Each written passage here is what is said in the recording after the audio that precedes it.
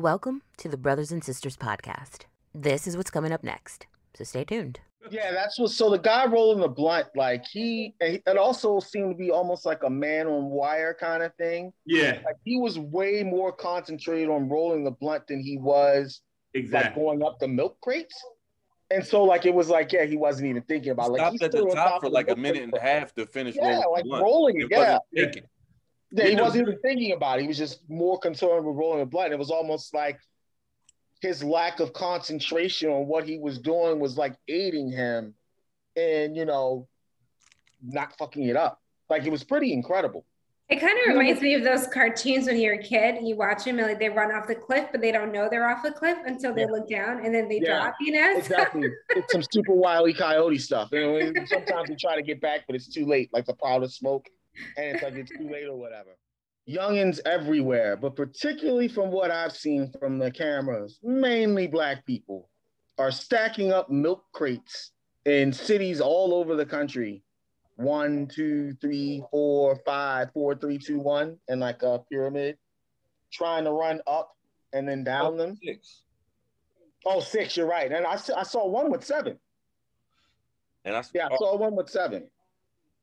1, 2, 3, 4, 5, 6 people up. They would do 1, 2, 3, 4, 6 and make the pyramid like a 2 crate jump. People, why would you even attempt that shit? That's what I'm saying. So I didn't get that. I thought they just, ran out of crates or whatever and wanted to make it happen. But I did see the 2 crate skips also. Anyway, they're running up and down them. And I mean, I don't know how else to say it. People are fucking themselves up doing this. Like you probably shouldn't be running up and down skinnily stacked milk crates as such. The fall is such a roll of the dice.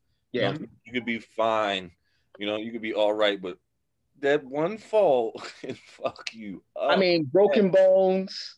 We're talking about internal damage and internal bleeding. Like you could legit die. Yeah, you can legitimately die. And also, because it's been a gathering and they're taking place in a lot of hoods near you, a lot of people gather together. People are taking an opportunity to be like, hey, this is a good time to shoot the place up. That just happened. Yeah. We had, I think 3 people died. I think in Louisiana, right? Louisiana. Yeah. Of course, all of this is on film. All of this is being taped. Of course, our old friend Boosie has his children doing it. Yeah, we had somebody that completes it. We didn't get to Boosie this week. We probably have to get to Boosie next week. He's doing a lot. Talking about the yeah, we can do a whole podcast on Boosie for sure.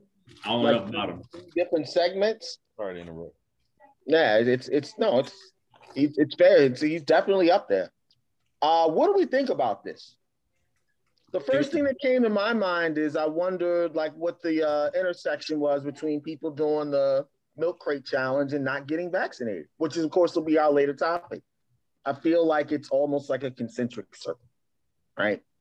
It's like I won't get vaccinated, but I will do the milk crate challenge, right? I'm just so stuck on where are they getting all these milk crates? I didn't know that many milk crates existed. As a kid from the hood, I can tell you where they come from. Right? They stack them up outside of 7-Eleven when they bring the milk into the store. Nah. Take them. But how many do we need? We need 1, 3. It depends. I've seen a 6 stack and I've seen a 7 stack. Yeah, if it's you need 7 across the bottom. If 7 is the top. Yeah. And then 5, and then 3. That's 12, 10, 15, 21, 28, yeah. 30 or so. Great. Yeah. 30. Yeah, for a 7 stack, it's more than that. 34, 39, 43. That's a lot of crates. 46, 48, 49. Now, where are they getting all these crates? Because are that many coming into 7-Eleven? Like, I was 7-Eleven in the hood. I read one response was that he saw some white people dropping off some milk crates and like just like look and just like looking at it and then just like going away. That was hilarious. And it would actually make a lot of sense. Shout out to me, who actually all I saw. There's a gentleman who completed it while rolling the blunt. I saw that. There's a woman who completed it in high heels. I saw that too. Yeah. Shout out to them. 2 out of millions. Did you see the one where the world was falling apart and he was able to like kind of sort of run as like the world was falling apart and he made it down? Nah, that was good too. Blueface kind of did that. He completed it. He did the same kind of thing. Blueface. But like hospitals are at maximum capacity, so you fall off a crate. Yeah, you will get your milk crate ass turned away. I hope. Yeah, you're just gonna be sitting in the lobby. Maybe if there's room there. And along the same lines of our later topic, FDA approval, the FDA strongly discouraged against completing the milk crate challenge. I saw that. Even attempted. Yeah. It was, I think Conan O'Brien sent out a tweet that he wasn't going to do it till the FDA approved. And the FDA responded to his tweet. He's like, we do not think you should not do the milk crate challenge. Doc, you didn't find out about it until pre-pod when we said this was going to be one of the topics. What were you thinking? I was confused. I thought, what, the milk crate challenge? And then I looked it up and I thought, so you're just walking up and down crates? That's it. And I wasn't sure why that was considered a challenge until you're explaining it now, that it's sort of like the staggered layering of the crates and the speed at which you're going up and down. And it's shaky and has security. There's more to it. Oh, tell me. So the milk crate, the bottom of it that you're stepping on, isn't designed to hold. No. Yeah, exactly. Gravity playing it back. No way. It's designed to hold 4 quarts of milk. Yeah. Milk is 9 times 4, 36 pounds. That's it. Yeah. For 4 gallons of milk basket. That's it. It ain't like it's meant to hold a lot. Right. So it starts to stagger immediately as people start to go up or whatever. To me, I saw a bunch of basketball goals. I'm from East Baltimore. In East Baltimore, we hang those on a telephone pole with a piece of wood, and that was a basketball goal. I don't know what they did on the west side, but on the east side, that's what we did. No, so we have to caution against, we're all of a certain age now, so maybe we actually don't get it, but I don't get it. I'm more than happy to say that I don't. I imagine some of my students have probably participated in the milk crate challenge. I'm certainly going to ask them, and I want to see footage of them doing it while discouraging them from doing it. But it's too late because we haven't been in school, right? So I can't be like, oh, like I told you not to do this. But, you know, if they have done it, I'd like to see it. What does this mean for humanity, guys? We going in a good place? Bad place? No place? I think that people are going to get hurt. I mean, that's dangerous. Dude, that's really freaking dangerous. Like, no, I don't think you could pay. You couldn't pay me to do that shit. What's the science of it? Do we want to be 1 foot completely in the middle and have all the gravity going straight down? Like no, I'm trying. Yeah, that's a good point. The ideal thing to do would be to be angled, right? To walk on an angle going up it so that you're not. But no, if you touch with your hands, they kick the shit over. Like right. But like, touch with your hands, they're like, oh, that's against the rules. Bah. You're 145 pounds, it ain't that hard. But if you're 220 pounds, it's a big difference. Yeah, that's what. So the guy rolling the blunt, like it also seemed to be almost like a man on wire kind of thing. Yeah, like he was way more concentrated on rolling the blunt than he was like going up the milk crates. And so, like, it was like, yeah, he wasn't even thinking about it. Like, he stopped at the top for like a minute and a half to finish. Yeah, like rolling it. Yeah, he wasn't even thinking about it. He was just more concerned with rolling the blunt. It was almost like his lack of concentration on what he was doing was like aiding him in, you know, not fucking it up. Like, it was pretty incredible. It kind of reminds me of those cartoons when you're a kid, you watch them and like they run off the cliff, but they don't know they're off the cliff until they look down and then they drop, you know? Exactly. It's some super Wile E. Coyote stuff. You know, sometimes we try to get back, but it's too late, like the cloud of smoke, and it's like it's too late or whatever. Is this better or worse than the Tide Pod challenge? And they're doing it on concrete. They are. That's what I don't get. I think I'd have some maybe some mats around. They're equally as bad, bro. Really bad.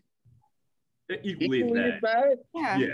I mean, one you get poisoned and you end up in the hospital. The other one you get easily die. End up in the hospital. Yeah. In the hospital.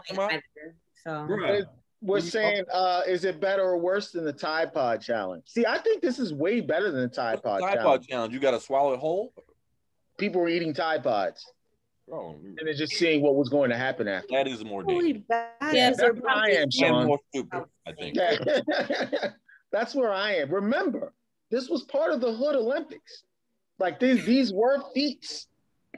This was a competition as part of a greater one event and part of a greater. It's literally like another event, and I'm gonna get you, sucker. When they had to strip the car in like 15 seconds. It's Hood Olympics. It's Hood Olympics. Yeah, that's what it was. Aren't Tide Pods expensive? I mean, Tide Pods are expensive. Yes, they are.